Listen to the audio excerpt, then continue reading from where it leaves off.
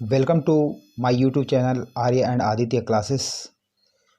मैं आज ये वीडियो जो है आपका समाज से रिलेटेड है, जो आपके क्लास 9, 10, 8 सभी के लिए या कम्पिटिटिव एग्जाम्स सभी के लिए जो है बराबर यूजफुल है। तो यहाँ पे हमने कई बार समास पढ़ा होगा, मैं थोड़ा सा और सरल तरीके से आपको बताने का यहाँ पे कोशिश कर रहा हूँ। यहाँ पे देखिए समास क्या कहलाता है। समास दो या दो से अधिक शब्दों के मिलने से नए शब्द की रचना होती है, उसे समास कहते हैं। इसमें शब्द आप जानते हो, शब्द क्या होते हैं, दो या दो से अधिक वर्णों के मेल से जो है शब्द का निर्माण होता है। तो समास जब दो या दो से अधिक शब्द मिलते हैं उसे हम क्या कहते हैं, समास कहते हैं। ठीक है, जैसे राज है, पुत्र है, दोनों मिलकर राजपुत्र बना दिए। तो यहाँ पे आपका दो शब्द मिलकर एक जो है नए शब्द की रचना करते हैं, समास कहलाती है। जैसे यथाशक्ति, यहाँ पे यथा और शक्ति। उसके बाद दशरथ एक शब्द हो गया, और पुत्र दोनों शब्द मिलकर दशरथ पुत्र बन गया। समास समास आपके 6 प्रकार के होते हैं। कौन कौन से? अव्ययी भाव समास, उसके बाद है तत्पुरुष समास, उसके बाद देखिए द्वंद्व समास, द्विग समास, बहुव्रीहि समास और कर्मधारय समास। फिर एक बार रिपीट कर लेते हैं। अव्ययी भाव समास, तत्पुरुष समास, द्वंद्व समास, द्विग समास, बहुव्रीहि समास और कर्मधारय समास। अब एक एक करके इनके बारे में हम जानते हैं। अव्ययी भाव समास क्या कहलाता है? जिस समास में प्रथम पद अव्यय हो और वह पद प्रधान हो, वह अव्ययी भाव समास कहलाता है। जैसे प्रतिदिन, प्रत्येक दिन या दिन दिन। तो यहाँ पे हमें इसे पहचानेंगे क्या? हमें बहुत बच्चों को बहुत डाउट होता है कि भी हम पहचाने कैसे कि ये अव्ययी भाव समास है कि तत्पुरुष है, कैसे? तो इसका एक छोटा सा मैं एक समास जैसे मैंने ये बता रहा हूँ आपको। इसमें उपसर्ग, उपसर्ग क्या किसे कहते हैं? जो किसी शब्द के पहले लगकर उस शब्द के अर्थ को बदल देता है, उपसर्ग कहलाते हैं। ठीक है, वे शब्द हैं ये। अब यहाँ पे देखिए, जैसे यथा, आ, भर, आनु, नीर, निर, प्रा, प्रति। जैसे यहाँ पे आजीवन में देखिए आ उपसर्ग लगा हुआ है और जीवन एक अलग शब्द है। आ और जीवन मिलकर ये क्या बना देते हैं? आजीवन। इसका मतलब होता है जीवन भर। ठीक है। अनुरूप, यहाँ पे अनु उपसर्ग है, रूप एक शब्द है, अनुरूप मिलकर अनुरूप बनाते हैं, रूप के योग्य। रातों रात, रात ही रात, अजन्म, जन्म से लेकर, यथाशक्ति, यथाशक्ति। ठीक है। यथा समय, समय के अनुरूप, उपकृष्ण, कृष्ण के समीप।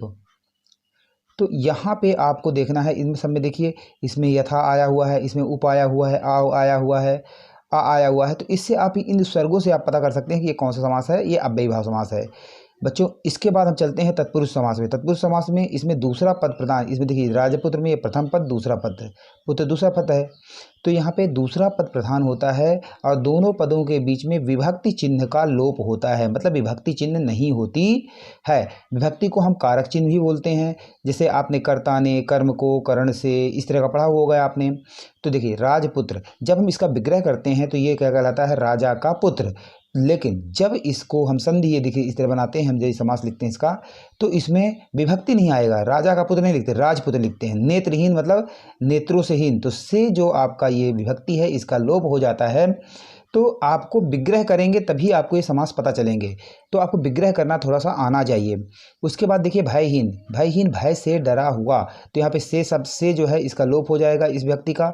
तपोधन, तप को, तपों का धन या तप का धन। शरणागत, इसमें भी को देखिए, इसमें के, की, में, इस विभक्तियों का लोप हो जाता है।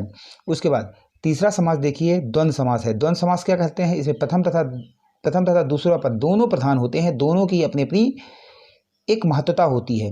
लेकिन इसमें देखिए पहचान क्या होती है बच्चों के, कई बार डाउट होता है, बहुत सिंपल तरीके से आप समझ सकते हैं। यहाँ पे एक योजक चिन्ह या डैश ये जो लगा होता है, और जब हम इसका विग्रह करते हैं तो इसमें और, या, एवं इस तरह के जो है शब्द बीच में आएंगे। जैसे माता और पिता, इसमें हाइफन लगा हुआ है, इसका योजक चिन्ह भी बोलते हैं हिंदी में। तो इसका मतलब होता है माता और पिता, योजक का चिन्ह। और दूसरे में देखिए ऊंच और नीच, तो ऊंच और नीच में देखिए इसको बोलते हैं ऊंच या नीच।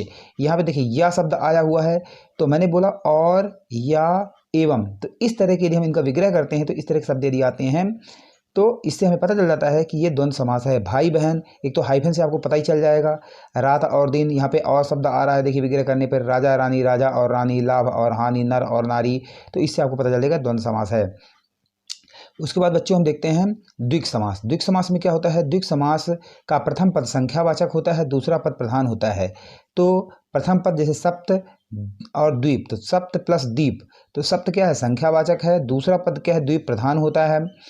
तो यहाँ पे इसका जब हम विग्रह करते हैं तो 7 द्वीपों का समूह, तो यहाँ पे देखिए सब में नंबर आ रहे हैं 7, 3 भवनों का समूह, 5 वटों का समूह, 5, तो ये 5 इस तरह की संख्याएं आ रही हैं। इससे हमें पता चल जाता है कि ये द्विक समास है। यहाँ पे देखिए नवरात्रि, नवरात्रि, त्रिफल, 3 फल, सप्तशती, 700, त्रिलोक, तीनों लोक। इसके बाद बहुब्रीहि समास देखिए। बहुब्रीहि समास में क्या होता है? जिस समास में प्रथम और दूसरे पद के अतिरिक्त कोई अन्य पद प्रधान हो, मतलब इन दोनों के अलावा कुछ तीसरा अर्थ निकले, वह समास क्या कहलाता है? आपका बहुब्रीहि समास कहलाता है। इसमें देखिए, इसमें की पॉइंट क्या है आपका कि देवी देवताओं के नाम ज़्यादातर इसमें आते हैं। जैसे दशानन, दशानन किसको बोला जाता है? रावण को। लंबोदर किसको बोला जाता है? गणेश को। चंद्रशेखर किसको बोला जाता है? शिव को। चतुर्भुज किसको बोला जाता है? विष्णु को। अर्थात इसमें यदि हम इसका विग्रह करते हैं तो भगवान के नाम ज़्यादातर आ रहे हैं। देखिए, तो दशानन, 10 हैं आनंद जिसके, ठीक है, और लंबोदर जिसका उदर लंबा है। चंद्रशेखर चंद्रमा के समान शिखर है, शिव भगवान का होता है। चतुर्भुज 4 भुजाओं वाला विष्णु कहलाते हैं। उसके बाद कर्मधारय समास। कर्मधारय समास बच्चों क्या कहलाता है? देखिए, इसमें प्रथम पद विशेषण और दूसरा पद विशेष्य होता है। विशेषण क्या कहलाता है? जो संज्ञा सर्वनाम की विशेषता बताते हैं उन्हें विशेषण कहलाते हैं, ठीक है ना, और ये भी एक संज्ञा ही होता है, ठीक है। तो दूसरा पद इसमें देखिए, दूसरा पद प्रधान होता है। इसमें प्रथम पद विशेषण और दूसरा पद विशेष्य और दूसरा पद जो है प्रधान होता है, इंपॉर्टेंट होता है इसमें देखिए, महात्मा, महान है जो आत्मा, महात्मा क्या है? महान है जो आत्मा, ठीक है। और नील कमल, नीला है जो कमल, यहाँ पर इसका कीवर्ड देखिए, पद की तुलना, ठीक है ना, पद की तुलना की जाती है। उसके बाद है जो, के समान, इस तरह के इसमें शब्द आएंगे। प्रथम पद जो होता है दूसरे पद की विशेषता बताता है। जैसे महान, महान कौन है?